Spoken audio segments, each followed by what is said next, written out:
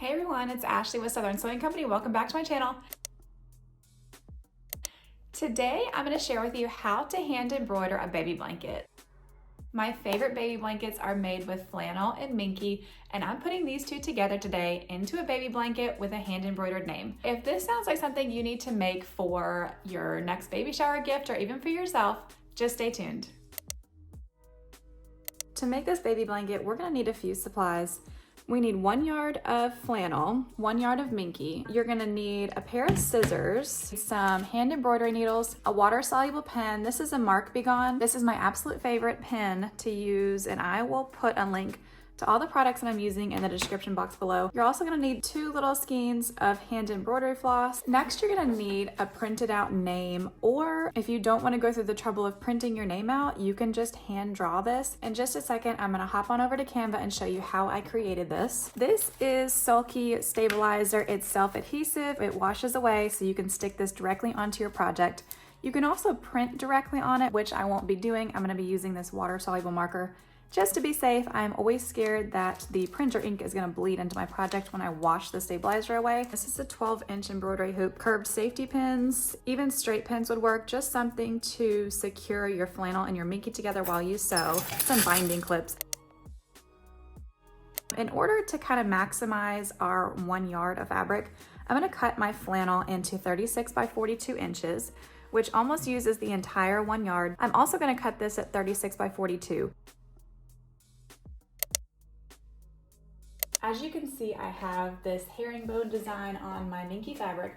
When our fabrics are made, you can always guarantee that the pattern that you're looking at is printed straight.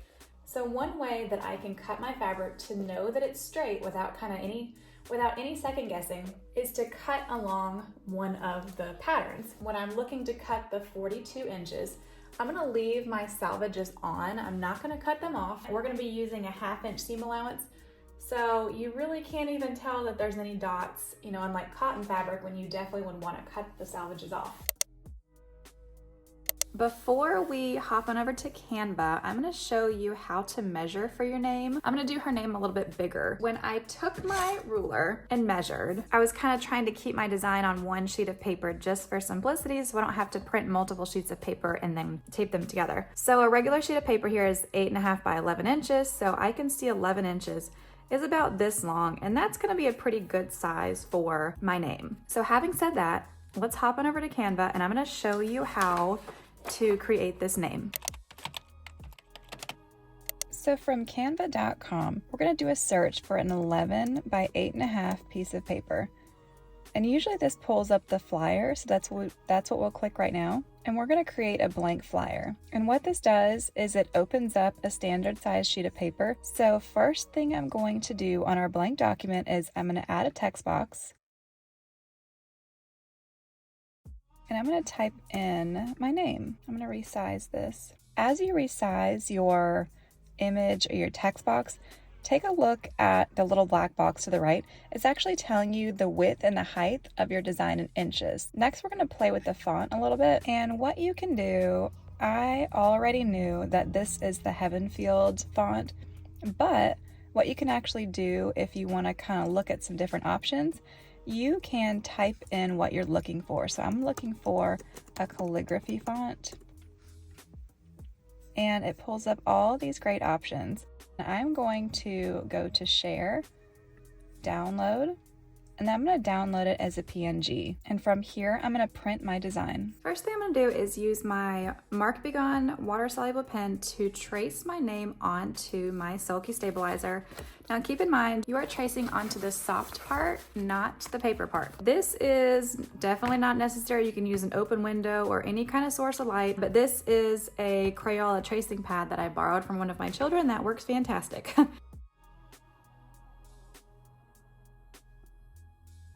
We are going to get ready to embroider. So I have a hand embroidery needle.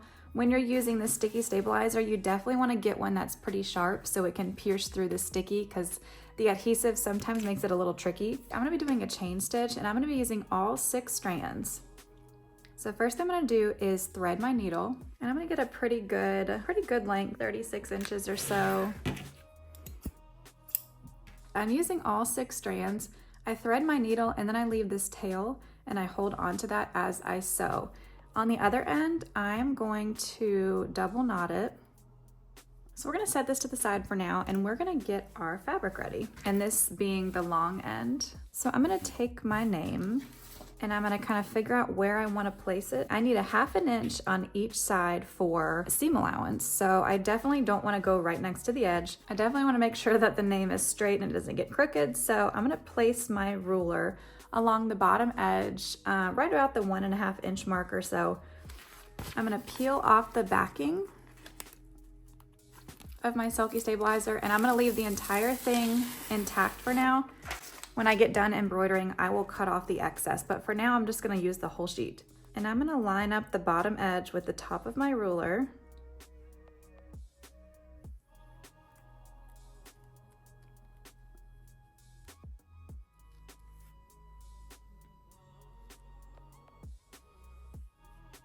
And I'm gonna press down really well.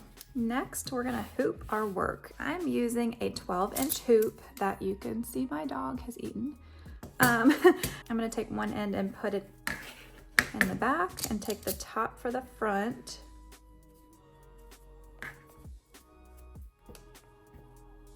Once I have my work hooped, I'm gonna tighten this top screw, flip it over, and I'm gonna make sure that this is completely flat. So we are ready to embroider.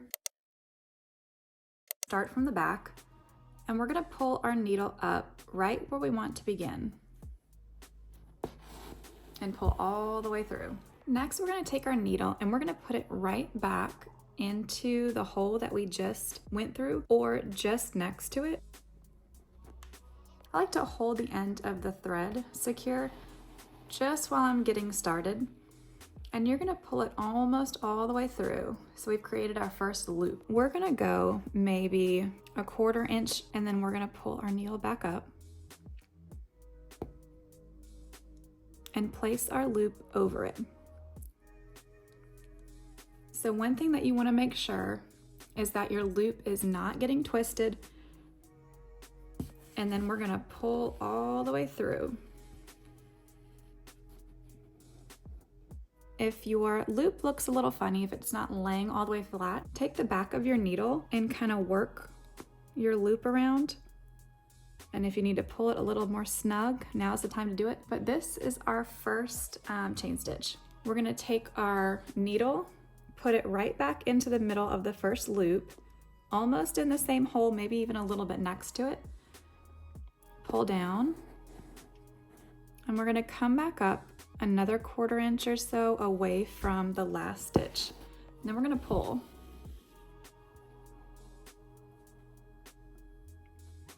You definitely don't wanna over tighten your stitches because when you wash away your stabilizer, you're gonna see that your fabric is bunched up, but you also don't wanna leave them too loose. So that's kind of part of the practice is number one, making sure that your stitches are all consistently distanced apart. And number two, that you're pulling and that your tension is even throughout your work and that it looks good to you. So there's definitely a balance here between, you know, too tight and too loose and your stitches are too big or too small. So really practice and kind of figure out what works best for you because a lot of it definitely is a personal preference as far as how big your stitches are and what they look like. So here again, I can see, I don't know if you can see this, but this stitch is kind of raised a little bit too much and I'm going to use the back of my needle and kind of pull on this right side and then tighten it just a little bit. If your threads start to separate, this is another instance where you want to use the back of your needle and kind of smooth things out because once you get too far along, it's very challenging to try to go back and fix things. So definitely take the time now to make sure every stitch is exactly how you want it because it will be too late if you're already halfway down the R. I'm gonna work all the way down to this point right here and I'm gonna show you what I do next to finish the R. I made it all the way down and I'm at a stopping point. I very rarely tie off my work completely and then start over, especially when I'm making a double-sided blanket and you can't see the back. So what I'm gonna do is I've stopped at the end of my loop here. I'm gonna take my needle and I'm going to put it down just past where my last chain stitch is. And what this does is secure that last loop so it's not going anywhere. I'm just gonna pull my needle up right where I want to begin again, which is right here, to finish the rest of this R. So at this point, I'm gonna start just like I did before. I'm gonna pull my needle up from the back, go back down into the same hole and create a loop. I'm gonna go down about 1/4 of an inch inside of that loop and then pull it tight. So now I can continue on to the end of my R, and then I'm gonna do just like I did here. I'm gonna anchor that last stitch and jump to the eye. Okay, I'm back again, and this time I've made it all the way up to the eye, and I'm almost out of thread, so this worked out really great. I'm gonna tie off here, so this is a great opportunity for me to show you how to do that. If you're not ready to tie off yet, you're gonna repeat the steps that you did at the bottom of the R. So as I hand embroider, I tend to work like I would write. So I'm gonna start here at the bottom of the eye, stop at the top, and then start again down around these loops, stop here, and then start again at the top of the Y. I really think it helps the chain stitch to kind of flow through your work. But for now, we are done with this, and I need to tie off. So I'm going to anchor this last stitch by putting my needle end down just past it to the back of my work. I'm gonna flip my work over to the back. I'm gonna take my needle and I'm gonna weave around a few of these stitches.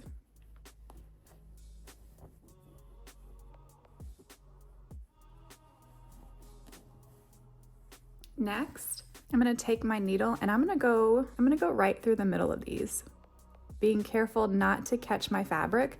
I am just going in and out of the loops that I just made, pulling tight, and then I'm gonna do the same thing, the opposite direction, but making sure not to go in the same hole that I just created. And my thread is getting super short, so this is difficult. So basically we're just creating this really secure knot on the back of our work. From here you can remove your needle, and I always like to separate my strands of embroidery floss and double knot this, and then I will cut off the tails. So at this point, this is nice and secure. This is how I always tie off on the back of my work, regardless if I choose to cover it up or not. This is kind of what I do. You can take some little detail scissors from here and then just cut the ends. So here we are back at the front. I'm gonna get my next piece of embroidery floss ready. I'm gonna start back up at the top of the eye and work down through the rest of my work, and I will meet you back at the end. Here's where we are so far. I've completed the R, the I, the L, the E, and then I've anchored my stitch right here. I'm gonna come back up at the top of the Y, do this curve, anchor, and then come back at the top of the Y to finish out. Then I'm gonna come back and do the heart. We are almost done at this point. I'm so excited to see this come together. So this is the front, and then this is a view from the back, which we are not gonna see this part. This is gonna be inside of our blanket, so I'm not worried about what the back looks like. But first I'm gonna unhoop my work. And I'm going to get rid of some of the excess stabilizer. I'm gonna work around my design, pulling up as much as I can. And then I'm gonna cut away the excess. Take my work and I'm gonna put it directly under warm water. And I'm just gonna work over the whole design. And you kind of want to spend some time agitating your design, and to do this, I kind of fold it in half and kind of smush it together. I'm being pretty gentle. I'm not aggressively rubbing the stitches or anything, but you definitely want to make sure that all of that adhesive disappears. After this, I'm going to put my work in the dryer on a low setting to tumble dry. Fresh out the dryer. I love how the names looks at this point, so all we have to do is iron this. And I'm going to show you how to attach the backing. We are back on the floor because this is where I work best, apparently. We're going to put our flannel fabric down, right sides up. And we're going to smooth this out as much as possible. Next, we're going to take our Minky fabric and we're going to put it right sides down so that the pretty sides of both of our fabrics are facing each other. We're going to sew this blanket together inside out and then flip it right sides out when we're done.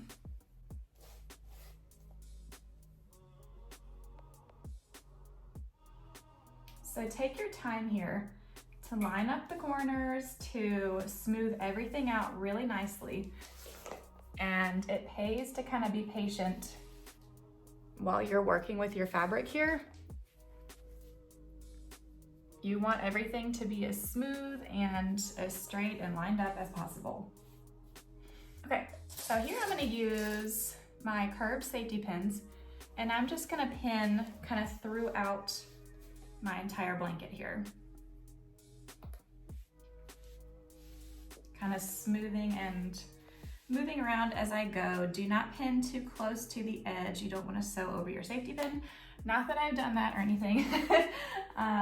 Yes, I have. So we're done pinning now. Next, we're going to use our binding clip, or we're going to clip all the way around the perimeter of our blanket. So since we're sewing this inside out, we need to leave an opening so that we can turn our work. I'm going to pin 2 pins right next to each other. And then about 6 or 7 inches, I'm going to put another 2 pins. Another 2 clips, and this tells me to start sewing here, go all the way around, and then to stop here. With that being said, don't put your opening near where your name is, because sometimes that spot can look a little funny. So try not to do that in the same spot. I would do it on the opposite end of your blanket. I'm gonna work on clipping my 2 pieces of fabric together, and then I will meet you at the sewing machine to show you what to do next. So I'm at my sewing machine now. Our blanket is ready to be sewn together, and I'm gonna walk through a couple of things before we get started. I do have my walking foot attached, and if you don't have one or you aren't really sure where to get one, I'm gonna leave a link in the description box below for a series that I just did on quilting, and one of those parts to the series is all about walking feet, what it is, how you can find one that fits your machine. So definitely check that out. I would recommend using one. You don't have to have one, but this definitely helps walk through these thick layers of fabric. I also have a matching color thread in my sewing machine, and I'm using about a 2.5 millimeter stitch length. As I mentioned before, I use 2 clips to signify where I'm supposed to start and stop sewing. So I'm gonna put that part under my walking foot using this 1/2 inch seam allowance. I'm gonna take a few stitches forward and backward, and then I'm just gonna move forward. While I'm doing this, I'm kind of keeping an eye to make sure that both of my fabrics are still lined up, which they should be. If you need to kind of move things around a little bit, that's okay. As we get close to the corner, I'm gonna stop about a 1/2 inch away from the edge. After that, I'm gonna turn at a diagonal and take maybe 1 or 2 stitches, kind of short stitches in place, turn my work, and then continue down using a 1/2 inch seam allowance. And taking those couple stitches at the corner really helps when you turn your quarters inside out to keep them nice and crisp and square. Okay, we are back to where I started. I'm going to back stitch and then cut my threads. Next step is to go to all of our corners like this. We're gonna cut off the edge here, making sure not to get too close to our seam allowance. Sometimes it's easier to do it from the other side on the flannel so you can see what you're doing. But we're gonna do this on all 4 corners. Second to last step is removing all of the safety pins. After all the safety pins are removed, we are going to find our opening, and we are gonna turn this baby inside out. We're almost done. We have 1 more step after this. I'm so excited. So as I'm turning my corners out, I like to use the eraser end of a pencil. They also have turning tools, but I'm cheap, so I'm not gonna do that. But I take the eraser end and I'm gonna push out the corner as much as possible. And I'm gonna do this to each side around my quilt. As I make my way to the next side, I'm kind of running my fingers along the seams just to kind of start the process of getting this blanket into the shape that it's supposed to be. And then when I get to the next corner, I kind of work through that. I'm gonna take a few clips and I'm gonna clip it in place while I'm here. Last step is to top stitch all around our blanket, and I'm gonna show you how to do that next. Back at the sewing machine, we are gonna go through the last step. And to do this, our blanket's kind of naturally already folded like it's supposed to, but as I sew, I'm going to kind of roll the seams in between my fingers to make sure that it's all the way pressed out. We want to make sure that we don't see the backing on the front of our quilt and vice versa. We don't want it to be sewn together like this. So we're going to take our time sewing and make sure that our seams are not lined up nicely. As I get started, I'm going to use my walking foot as a guide here, and I'm going to follow along this inner right side of my walking foot as I go down. I'm not going to backstitch until I get all the way back around, but I'm going to stop every so often and make sure that my blanket is lined up properly, and then I'm just going to keep sewing all the way around back to the start. We are all finished with our blanket. I love it. It is so soft and cozy. Thank you so much for watching. If you enjoyed this video, please leave a comment below and let me know what you think. Like and subscribe for more. Next week, I'm gonna start working on a hand embroidered onesie, so stay tuned for that. Thanks, y'all.